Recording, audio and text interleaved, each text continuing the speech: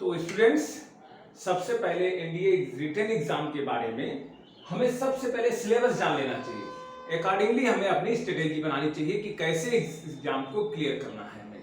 तो सबसे पहले हमें सिलेबस को जानना होगा। बिना सिलेबस को समझे हुए अच्छे से आप एग्जाम को क्रैक नहीं कर सकते हैं। तो एग्जाम का पैटर्न ये है बच्चों, सबसे पहले आपको देखना है कि दो पेपर होते हैं, paper 1 and paper 2। Paper 1 and paper 2 दोनों 2.5 आवर्स के, 2.5 घंटे के पेपर्स होते हैं। पेपर 1 जिसमें मैथ्स रहता है, आगे चल करके हम डिटेल्स में जो भी मैथ्स के अंदर क्या क्या टॉपिक्स कवर किए, क्या क्या टॉपिक्स हमें देख कर जाने हैं, सारा डिटेल में हम देखेंगे। कौन कितने मार्क्स का पूछा जाता है, सारी चीजें हम जो है अच्छे से देखेंगे। तो सबसे पहले there are 2 papers, paper 1 and paper 2। Paper 1 is math में 120 क्वेश्चन, 120 क्वेश्चन मैथ्स में जिनके मार्क्स हैं 300। और paper 2 GAT, general ability test. General ability test, इसके कितने क्वेश्चंस होंगे? 150 क्वेश्चंस होंगे इसके, और 600 marks. Means 120 question, 300 marks, each question 2.5 marks, 2.5 marks maths. For maths each question का वैल्यू कितना है? 2.5 marks. And general ability test जिसमें जीएस एंड जीके कवर होगा, आगे डिटेल में देखेंगे कि सब्जेक्ट से कितने आ रहे हैं। तो 150 क्वेश्चंस के लिए 600 मार्क्स। तो 600 मार्क्स मतलब एक क्वेश्चन के लिए आपको 4 मार्क्स। 1 क्वेश्चन की वैल्यू क्या है? 4 मार्क्स। 1 क्वेश्चन जो है 4 मार्क्स, 4 मार्क्स, 4 मार्क्स।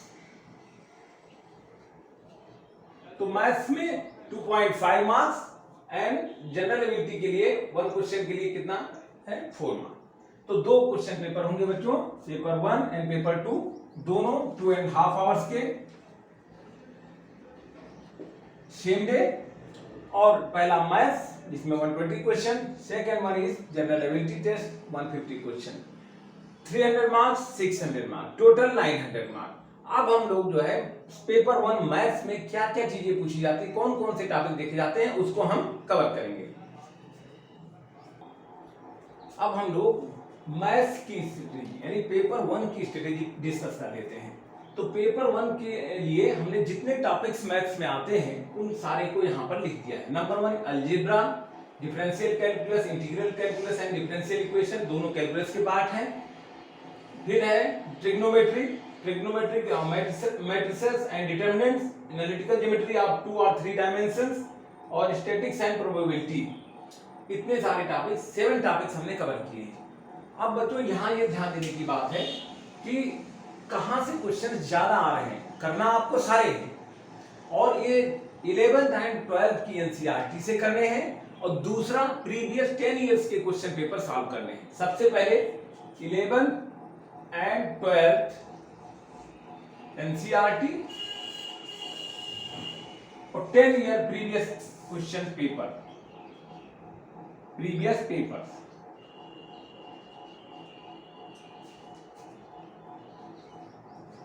तो 11th एंड 12th की एनसीईआरटी और 10 इयर्स के क्वेश्चन पेपर, यही इसी दोनों में राज छुपा है इस एग्जाम को, मैथ्स के पेपर को क्लियर करने का। तो सबसे पहले क्या पूछा जाता है? अलजेब्रा। अलजेब्रा में अराउंड 20 क्वेश्चंस रहेंगे, तो आप इनको अलजेब्रा को 20 क्वेश्चंस ध्यान दीजिएगा, इसको लगातार प्रैक्टिस करते रहना है। दूसरा calculus is very important part of it. 12th में एनसीईआरटी में जो कैलकुलस है, you just do it completely, पूरे का पूरा अच्छे से कर जाइए। 20 to 25 क्वेश्चन इसमें सही हो जाएंगे। इतने ही क्वेश्चन पूछे जाते हैं, मुश्किल से एक सवाल चाहे गलत हो जाए, अन्यथा सारे के सारे सही हो जाएंगे। तीसरा एंड सबसे इंपॉर्टेंट पार्ट है ट्रिग्नोमेट्री। ट्रिग्नोमेट्री में 30 क्वेश्चंस पूछे जा रहे हैं, 30 क्वेश्चन। इसका वेटेज आप समझिए कितना ज्यादा है। 30 क्वेश्चन आपसे ट्रिग्नोमेट्री में पूछे जाएंगे, जो कि 11th में है। 10th से 11th से 12th तक, मेनली 11th की बुक में एनसीईआरटी में जितने क्वेश्चंस हैं उनको सारे को बहुत अच्छे से कवर करना है। ट्रिग्नोमेट्री एंड कैलकुलस, देखिए इन दोनों को मिला करके अराउंड 50 to 55 क्वेश्चंस आ रहे हैं। टोटल क्वेश्चंस हैं आपके 120, 50 to 55 question from these two topics only, calculus and trigonometry. इन्हीं दो टॉपिक को पहले सबसे अच्छे से कवर करना है, अलजेब्रा भी देखना है, उसके अलावा मैट्रिसेस एंड डिटरमिनेंट से अराउंड 20 to 30 क्वेश्चंस होते हैं इसमें, 20 to 30 क्वेश्चन। इसमें कभी कभार 20 से लेकर के 20 से 30 क्वेश्चंस तक इसमें पूछे जाते हैं। तीसरा एनालिटिकल, एक और जो है सबसे इंपॉर्टेंट टॉपिक है ये एनालिटिकल ज्योमेट्री ऑफ 2 और 3 डायमेंशन, 10 to 15 क्वेश्चन। ये भी देखना है, आपको कोई सेक्शन छोड़कर नहीं जाना है, केवल 7 टॉपिक हैं। मैथ्स में किसी भी सेक्शन को छोड़कर नहीं जाना है, सारे के सारे बार बार रिवाइज करते रहना है और ध्यान से पढ़ना है। एनसीईआरटी की बुक से पढ़ना है, 10 ईयर क्वेश्चन पेपर को सॉल्व करना है।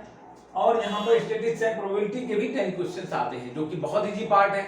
तो आप अगर केवल कैलकुलस और ट्रिग्नोमेट्री को पहले फोकस करें, उसके बाद ये स्टैटिस्टिक्स एंड प्रोबेबिलिटी को, तो आपके 65 क्वेश्चंस यहीं से कवर हो जा रहे हैं। और अलजेब्रा, मैट्रिसेस, डिटरमिनेंट्स और एनालिटिकल ज्योमेट्री ये भी इंपॉर्टेंट है, इनको भी नहीं छोड़ना है। तो मैथ्स में सिलेबस कंफर्म होता है, कहां से पूछा जाएगा, it's very much clear to you. So you don't leave any of the topics, you just go through all the topics and your main focus should be on the calculus and trigonometry because they are having more weightage, around 50% weightage is there for these two topics। तो सारे के सारे करने हैं, but in दोनों topics पे विशेष focus करना है हमें। और NCERT 11th and 12th completely और 10 इयर्स के क्वेश्चन पेपर, बस मैथ्स की हमारी स्ट्रेटेजी यही है। अब हम पेपर 2 डिस्कस करेंगे। अच्छा बच्चों, मैथ्स में एक चीज और ध्यान देने की जरूरत है, 1/3 नेगेटिव मार्किंग यहाँ भी है, तो you be sure that this question is correct, then only you just write the answer, you just tick the answer. नहीं तो इसमें भी 1/3 यानी 0.83 मार्क्स जो है, 1 क्वेश्चन 2.5 मार्क्स का है, तो 1/3 0.83 मार्क्स इसमें आपके माइनस हो जाएंगे। अब हम पेपर 2 की स्ट्रेटेजी को डिस्कस करेंगे। सो बच्चों, अब हम लोग पेपर 2 की स्ट्रेटेजी को डिस्कस कर लेते हैं। पेपर 2 में 2 पार्ट हैं। पेपर 2 में 2 पार्ट हैं आपके पास। पार्ट ए इंग्लिश, ये हो गया आपका पार्ट ए, और ये हो गया पार्ट बी। पार्ट 1 में क्या है, इंग्लिश 50 क्वेश्चन, और पार्ट बी में 100 question, total 150 question. Second paper में आपके होते हैं 150 क्वेश्चन, जिसमें 50 क्वेश्चन इंग्लिश के और जीके एंड जीएस के 100 क्वेश्चन। तो 50 क्वेश्चन इंग्लिश ये बहुत अच्छे से तैयार करना है। तो सबसे पहले हम इंग्लिश के सिलेबस को डिस्कस करते हैं, उसके बाद में जीके एंड जीएस में टॉपिक वाइज डिस्कस करेंगे। तो इंग्लिश में क्या है, तो इंग्लिश में सारे टॉपिक यहाँ पे लिख दिए गए हैं। तो सबसे ज्यादा ध्यान देना है हमें, सबसे ज्यादा ध्यान देना है वोकैब पार्ट पे। वोकैब बेस्ड कितने क्वेश्चन आते हैं जो इजी भी हैं। और बच्चों ध्यान रखना है, एक दिन की तैयारी में पॉसिबल नहीं है वोकैब तैयार करना, it requires 5 to 6 months before. तो you have to prepare well for vocab section in the English. इसमें क्या पूछा जाता है, mainly synonyms and antonyms 10 questions हैं। तो इसको आप 8th 9th 10th या एनी ग्रामर बुक जो मार्केट में अवेलेबल है, जो अच्छी बुक्स अवेलेबल है, किसी भी बुक से आप सिनोनिम्स एंड एंटोनिम्स को अभी से प्रैक्टिस करते रहिए। उसके बाद प्रीपोजिशन 10, इसका भी वेटेज 10 क्वेश्चंस का है, 10 क्वेश्चन। तो ये दोनों पार्ट को आपको रेगुलर प्रैक्टिस करना है। फिर 1 वर्ड सब्स्टिट्यूशन अगेन 5 क्वेश्चंस है। तो 10 10 20 25, तो टोटल 50 क्वेश्चन में 25 क्वेश्चन आपको यहीं से मिल रहे हैं। और सब्जेक्ट वर्ब एग्रीमेंट भी अच्छे से, जब हमें टेंस पता होगा कहां पर क्या लगाना है, किसके बाद क्या रखना है, तो ये आपको सब्जेक्ट एंड वर्ब एग्रीमेंट जो है अच्छे से पता होना चाहिए, जो टेंस से आएगा। तो वोकैब बेस में synonyms and antonyms 10 question, preposition 10 question, 1 word substitution 5 question, 25 question यहां से हो गया। और फिर स्पॉटिंग एरर्स को फाइंड आउट करने का जो होता है, हर जगह हर एक एग्जाम में एरर फाइंड आउट करना रहता है, किस सेंटेंस की किस पार्ट में एरर है।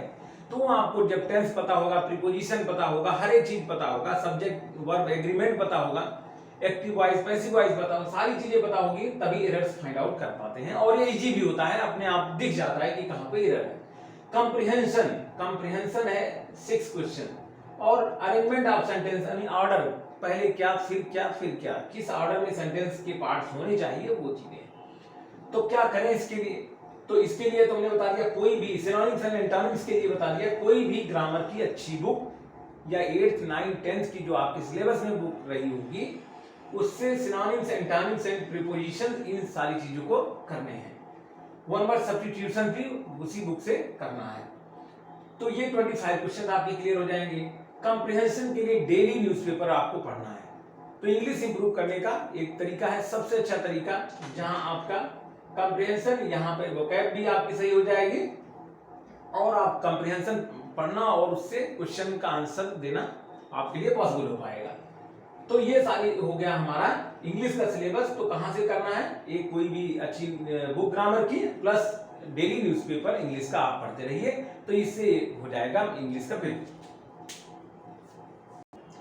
तो अब हम लोग पेपर 2 का पार्ट बी यानी 100 questions of GK and GS की स्ट्रेटेजी को यहाँ पर डिस्कस करेंगे। तो पार्ट बी में 100 क्वेश्चंस आते हैं जीके एंड जीएस के। उसमें सबसे इंपॉर्टेंट पार्ट है फिजिक्स। फिजिक्स के 25 क्वेश्चंस होते हैं।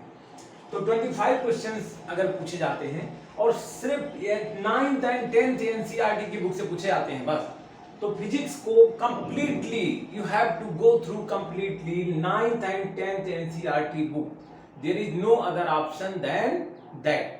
9th एंड 10th की एनसीईआरटी बुक को बहुत अच्छे से करना है, क्योंकि फिजिक्स का क्वेश्चन 25 है, यानी 1/4 ऑफ 100, 1/4 क्वेश्चंस केवल अकेले फिजिक्स से आ रहे हैं। ये कॉन्सेप्ट बेस्ड होते हैं, ये बहुत ज्यादा न्यूमेरिकल्स नहीं रहेंगे, लेकिन इसमें आपको कंसेप्ट तभी समझ में आएगा जब आपको फार्मूले बताऊंगे, क्योंकि उसी के बेस पर आप इसका आंसर कर पाएंगे। Second one is geography, second most important. अकेला ज्योग्राफी जो है आपको 20 क्वेश्चन देता है। इसके लिए क्या करेंगे? लूसेंट जीके की बुक सफिशिएंट है, आप इसको पढ़ लीजिए, या कोई और भी बुक जो है एनसीईआरटी की भी आप ज्योग्राफी 9th एंड 10th की कर सकते हैं, लेकिन लूसेंट जीके में इकट्ठा आपको सारा मिल जाएगा। Third one is biology. Biology में 9th एनसीईआरटी ओनली, इसके 10 क्वेश्चंस हैं, इसमें 10 क्वेश्चन पूछे जाते हैं, जो कि सारा 9th एनसीईआरटी से मिल जाएंगे। Specially you focus on the 5th and 6th chapter of that book. किस पर ज्यादा फोकस करना है? 5th and 6th। Around 5 questions of biology will be from these 2 chapters, 5th and 6th chapter of the NCERT 9th standard book. तो आप इसको जो है यहाँ बायोलॉजी को यहाँ से करेंगे। And history and political science, इसका 20 क्वेश्चंस आते हैं, इसको कैसे कवर करेंगे? 20 क्वेश्चंस आते हैं हिस्ट्री एंड पॉलिटिकल साइंस से। Around 15 question from history and 5 question from political science. तो अगर आप आर्ट्स बैकग्राउंड के हैं तो पॉलिटिकल साइंस के क्वेश्चन बहुत इजी हो जाएंगे। सिविक्स में आपने बहुत सारे पढ़े होंगे, 8th 9th 10th स्टैंडर्ड में तो सबने पढ़ा होगा, तो वहां से कवर हो जाएंगे पॉलिटिकल साइंस के क्वेश्चन। अब रही बात हिस्ट्री की, दिस हिस्ट्री के कहां से? हिस्ट्री में mainly you focus on the modern India. Modern India means from 1757 to till now, अब तक, या till the time of we attain freedom 1947 तक। 1757 से 1947 तक इस पे हमें फोकस करना है, हिस्ट्री मॉडर्न इंडिया पे। ज्यादातर क्वेश्चन मॉडर्न इंडिया से रहते हैं, तो हमें हिस्ट्री के मेन पार्ट को यहाँ से देखना है, और ये लूसेंट जीके से ये भी कवर हो जाएगा, या कोई और अच्छी बुक मार्केट में हो तो ले सकते हैं। अब आई केमिस्ट्री। केमिस्ट्री में भी 11th एंड 12th का सिलेबस नहीं होता, इस बात को क्लियर हो जाइए। ये 9th एंड 10th स्टैंडर्ड की रहती है, इजी रहती है, और एनसीईआरटी की बुक से पूरी की पूरी कवर हो जाएगी। बट ये भी 15 मार्क्स की है, तो इस पर भी ध्यान देना है। तो सबसे ज्यादा ध्यान देने वाली बात physics, second one is geography, third one is history modern India, and biology में आपको केवल 2 चैप्टर पर विशेष ध्यान देना है, 5th एंड 6th। फिर आता है आपका केमिस्ट्री, 15 क्वेश्चंस हैं, तो यानी 60 मार्क्स के, तो आपको 9th एंड 10th की एनसीईआरटी पढ़ने में कोई दिक्कत नहीं होनी चाहिए। And last one is current affairs. Current affairs के अराउंड 10 क्वेश्चंस आते हैं, करंट अफेयर्स से अराउंड 10 क्वेश्चंस आएंगे। जिसमें मेन फोकस हमारा होना चाहिए, कोई भी एक मैगजीन और न्यूज़पेपर तो डेली पढ़ना है। न्यूज़पेपर से दो फायदे होने हैं, एक आपकी इंग्लिश इंप्रूवमेंट होना है, दूसरा आपका करंट अफेयर्स कंप्लीट हो जाएगा। तो जब भी हम करंट अफेयर्स पढ़ रहे हो तो हमारा मेन फोकस होना चाहिए कि क्या क्वेश्चन पूछे आते हैं। आप एनालाइज करेंगे जब क्वेश्चन पेपर को देखेंगे, डिफेंस एक्सरसाइजेस कहीं भी हुई हैं ऑल ओवर द वर्ल्ड, कहीं भी जहां पर भी डिफेंस एक्सरसाइज है उस पे मेन हमारा फोकस होना चाहिए, उससे रिलेटेड करंट अफेयर्स जरूर पूछा जाता है। तो हम जो है डिफेंस एक्सरसाइज को विशेष ध्यान देंगे बच्चों। उसके अलावा यूएनओ से रिलेटेड अगर कोई भी खबर है, any part of the United Nation organisation, कहीं उसका कोई भी एजेंसी से रिलेटेड कोई भी खबर है तो उस पर ध्यान देना है।